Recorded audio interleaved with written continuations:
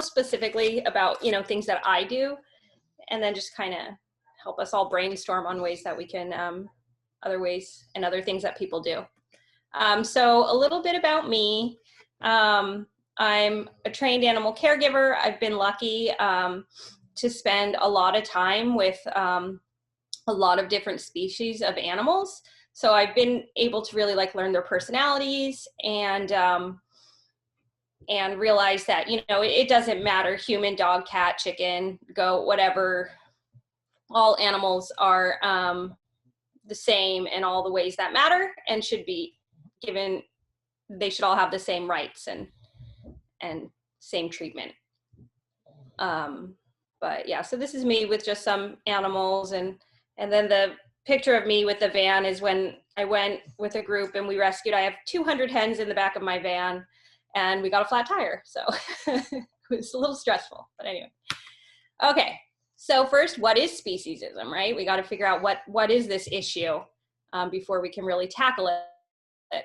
So it's intolerance or discrimination on the basis of species, especially as manifested as cruelty or exploitation of animals by humans, or an ethical stance that assigns different worth or rights to beings on the basis of their species membership, such as assigning vastly different rights to animals and to humans. And we all live in a very speciesist society. And so I thought it would be fun to have people write in the chat, but I think I have to get out of full screen mode. Okay, example, like what are some examples that you do in your life that could be speciesist? Like, so I put the first example, I kill flies because I'm afraid my chickens are gonna get fly strike.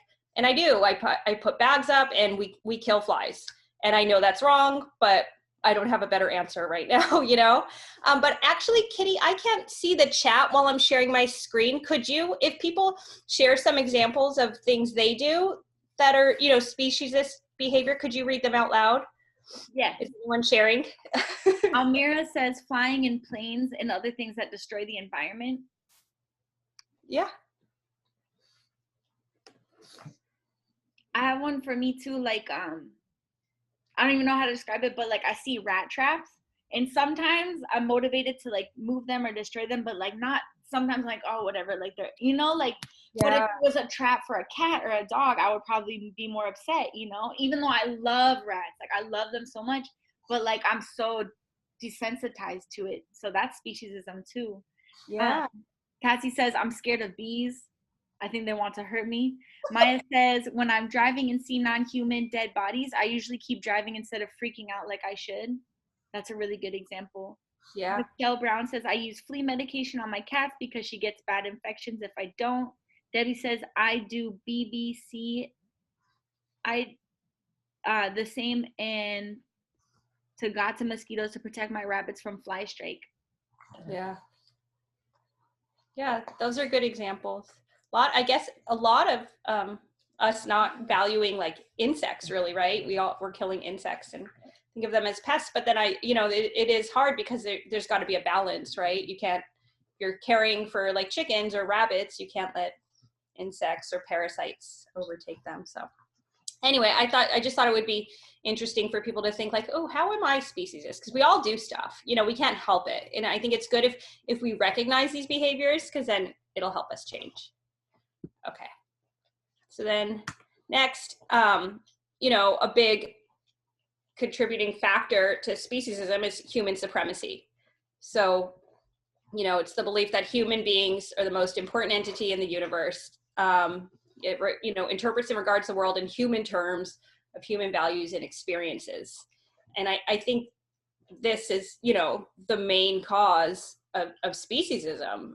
We just think we're humans' rights and needs are much more important than any other species. But so it's funny, Almira said the example. So I was racking my brain trying to think of like a human supremacist behavior that I do, because I actually think I do pretty good with speciesism, just because I just love animals so damn much.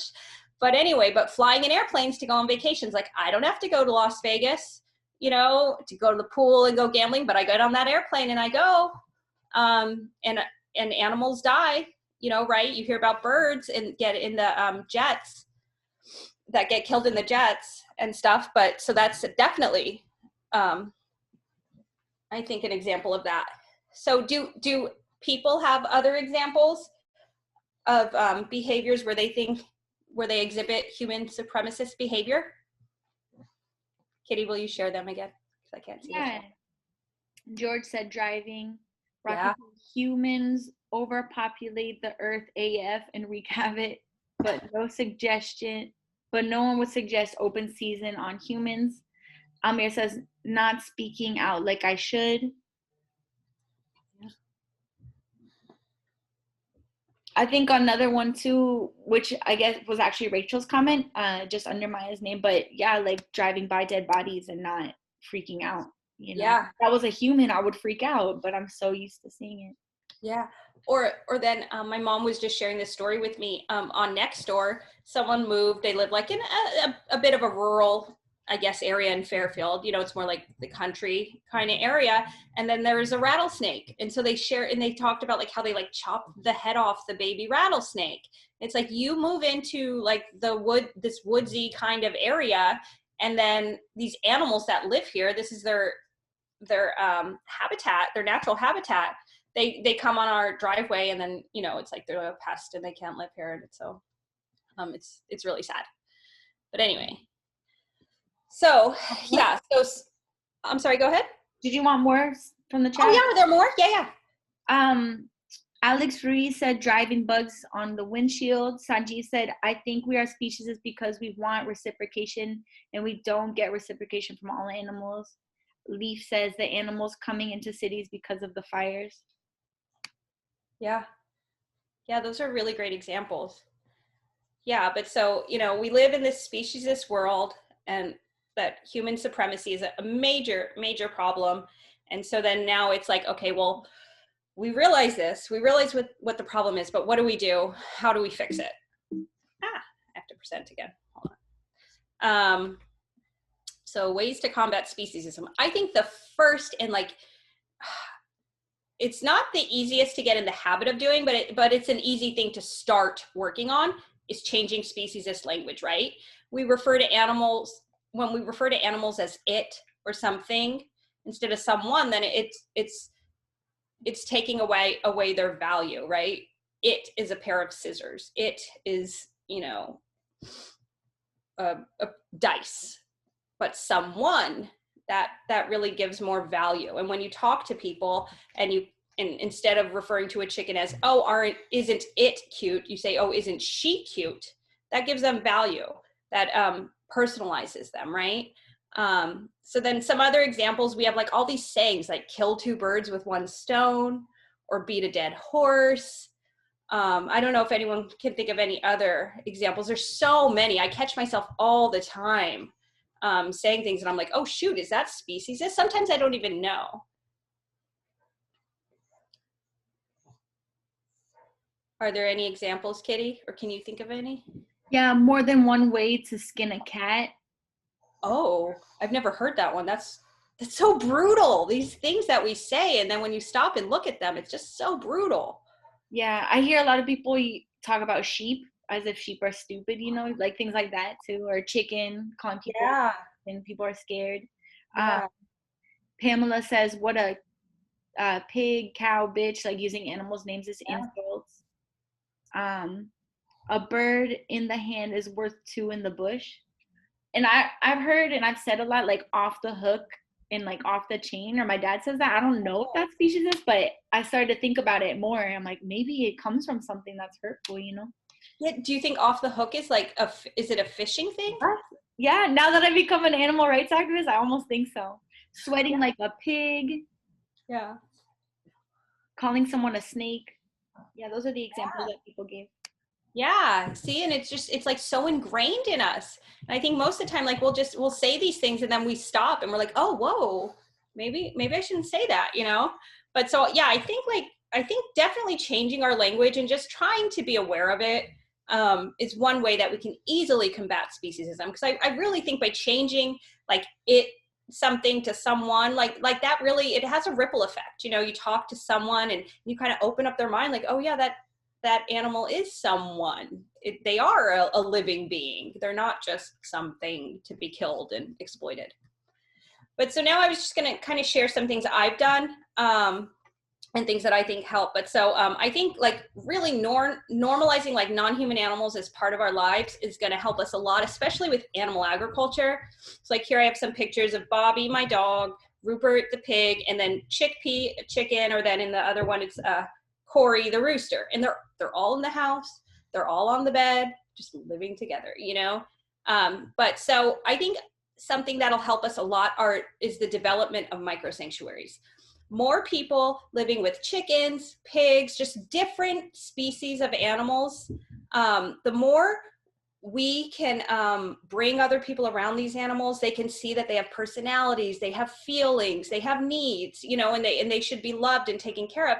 I think that's really going to help change the world, because no one had to teach us about dogs and cats. Like we were just always around dogs and cats. So we knew that they have needs, that they should be loved. And if we can do the same thing with chickens and pigs and etc., then I think just like letting these animals shine and let them be themselves, it's going to help change the world.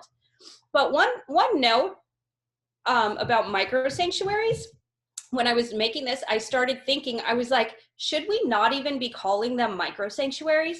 Because if you have 4 dogs living in your house, 4 rescued dogs, you don't call it a microsanctuary. But if you have 4 chickens in your house, it's considered a microsanctuary. So are we still othering them?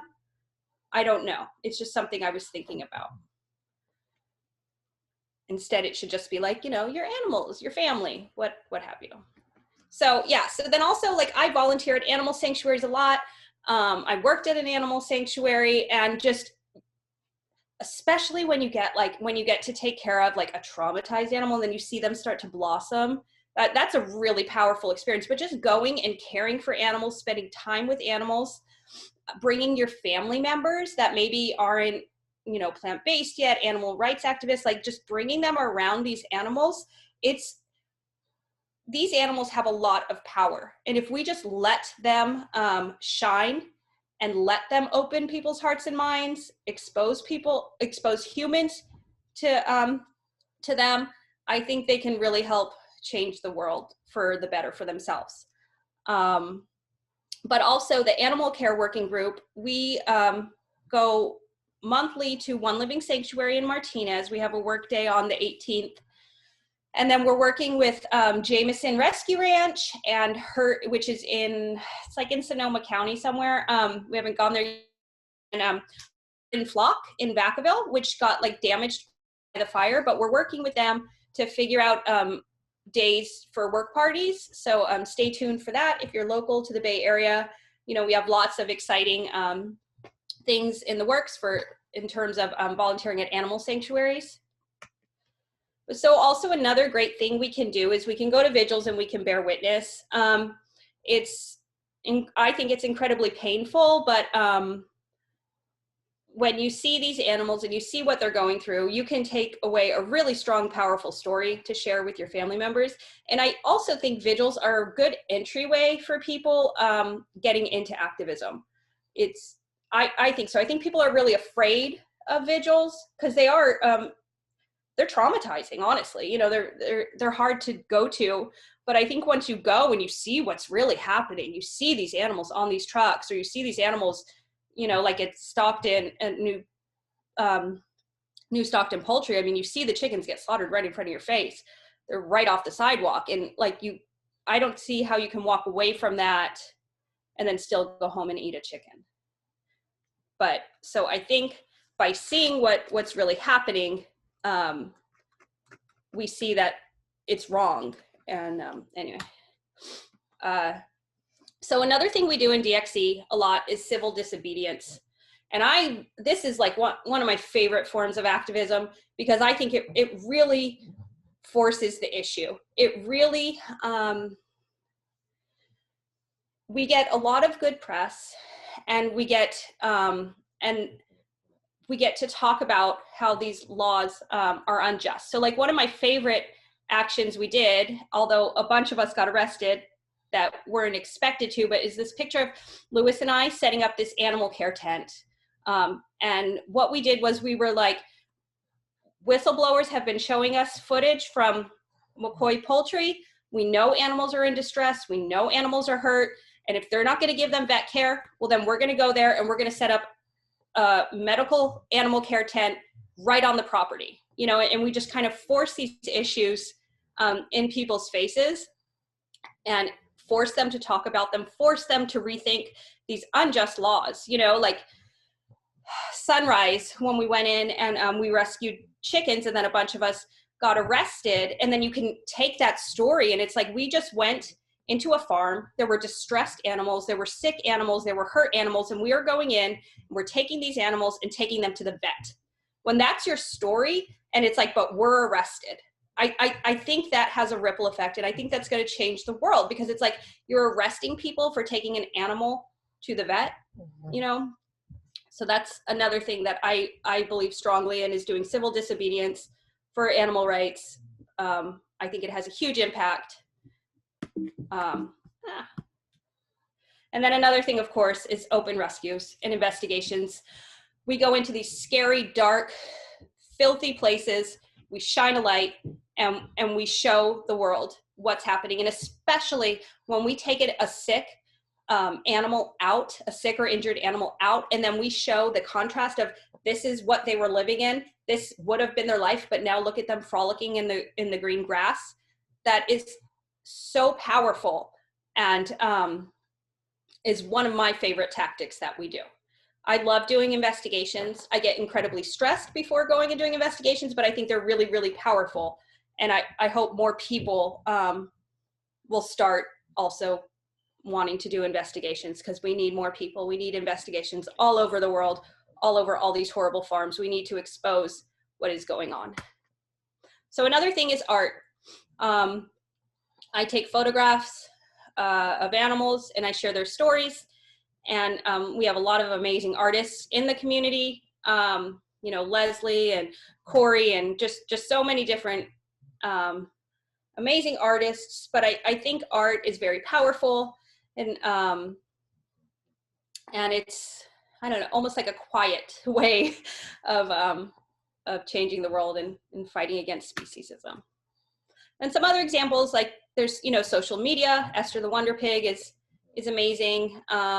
We all do a lot of social media work. It's not one of my favorite areas, but I think there's probably a place for it. Also outreach is great. Again, not really something I'm that good at. And then I think education, like we need to start like bringing school classes to sanctuaries more and going into schools, because I think if we can teach these children while they're young that farm animals or other kinds of animals are just the same and deserve just as much love and respect as humans and dogs and cats. I think starting while they're young is really the way to go. And the little girl in that picture, that's my niece Paulette, and she was born, and we always had our microsanctuary. So she's always been around chickens and rabbits and pigs, and she never wanted to eat animals. Like once someone mentioned something about eating a chicken nugget, and she's like, no, I don't want to eat chickens, just because she was always around these animals. So she just always saw them as cute, adorable animals, you know, that you want to love and hug, not that you want to slaughter and eat. So I think that's a really good way to combat it. But anyway, so now I'd like to hear, I think there's lots of ways we could combat speciesism, and if other people have ways that they do that I hadn't mentioned, or any ideas or something that we should be working on that might help change the world. Kitty, I can't see the chat if anyone's saying anything. Yeah, so far there's not anything. Okay. Except earlier when you were talking, Sanji said bringing school kids to sanctuaries. Oh, nice. Yeah, I think it's powerful. I hope more school, and you know what's frustrating is schools, they do these like egg hatching projects, and it's really bad because then a lot of the chickens, they hatch and they're roosters, and then there's nowhere for the roosters, and the roosters go to shelters or they get killed. It's a really, really bad problem. But it's like, instead of, first of all, you can use a computer for an egg hatching thing if you want to teach them about that. But like take them to a sanctuary instead, you know, like why hatch chickens in your classroom? It's just so frustrating. And then I've tried to talk to teachers. Maybe I'm just not, maybe I should have Rocky do it, because I tried once and I feel like the teacher just got mad at me when I was trying to just explain what's wrong with doing that. If people have other ideas, you can leave comments. I'll read them to Alicia. Donna says vegan nutrition education showing that we don't need to eat animals. Yes. Almira says calling animals persons and people. Cassie says writing books, stories, essays. Yeah. I think that there's a lot of truth to what you're saying, just about like normalizing it, you know, so like normalizing in our language, like Almira said, you know, every conversation we have, like acknowledging that we live in a speciesist world and we're speciesist too, but doing the best we can to call those things to people's attention. Maya says showing that you are sad about the suffering to animals, to other humans, it shows that they matter to you. Lynn says, I'm a music teacher. I've witnessed teachers giving lessons on the importance of drinking milk. George says community talks about caring for animals. Anita says, went to a pumpkin patch with my daughter recently, and it's sad that almost all the pumpkin patches have petting zoos. Oh. Leaf says kids like vegan Evan talking to kids from a kid's perspective.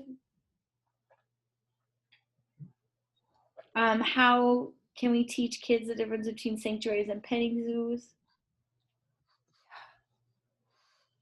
Yeah, that's tough, because I don't know how much they can grasp, but I think just like letting them know that like one is a place for them just to live and be and taken care of, and we don't expect anything from them. You know, we're just helping care for them, where the other one is they're only there because they're providing a service. And animals aren't here to provide services for us. They're just here with us. And it doesn't have to be we get something from them in order to help them, or in order for them to be free and happy and cared for. So that brings me to my next slide, which is questions or comments. Maybe if I hit escape, I can see the chat. Sorry, I'm not that great at, oh, chat, now I see it. Okay. Thank you though, Kitty. Yeah, do you see them? Yeah, okay. My district offers kids 4 types of milk. 4 types, really? Oh, is it like fat-free, full fat, low fat, and like lactose-free? Is that 4? What are those 4 types of milk, Donna? Okay, jeez, that's silly.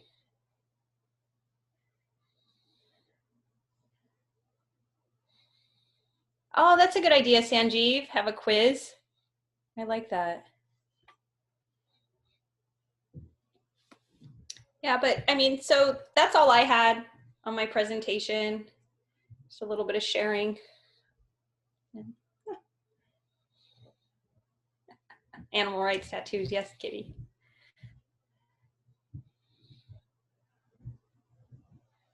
Nice. Thanks, everybody. Thank you so much, Alicia. Were there any questions? Here, I'll make it so that people can unmute themselves, because sometimes people prefer talking than typing their question. Is there any questions for me about the news announcements, or any questions for Alicia about what she was speaking about? I don't know, it's just an observation. There's a lot of people in society. There's like a society built like, I don't know, almost like a brick wall. And people say that's just the way it is and give up. I don't know how we like overcome that. Yeah, that's true. And that is tough. I think people feel so tired, or they feel powerless. I don't know. I guess we'd have to figure out a way to show them that they have power, right? I don't know. Kitty, do you have anything to add to that? Yeah, when I hear people say that, I know that every social movement, even the most successful ones, have always heard that same thing, you know, and people who have kind of given up and are like, whatever, that's just the way it is. It's like, well, then you're not going to change the world, because we're going to, because I don't see anyone in our movement saying that, like, things are this way now, they don't have to be this way, and they're not going to stay this way, you know, like, we're going to change it, you know. So yeah, I don't really spend too much time on people that are so negative like that. I'm like, yeah, things suck, but we're going to make it better. And I hope that you'll join us. That's all I got to say. Michelle had a question about if I needed a special permit to live with a pig. And so there's like different cities have different ordinances. Where we got Rupert, the ordinance is like, you're not allowed to have like potbelly pigs, but you can have mini potbelly pigs as long as they're not like over 120 pounds, and you're not allowed to have hooved animals. You're only allowed to have mini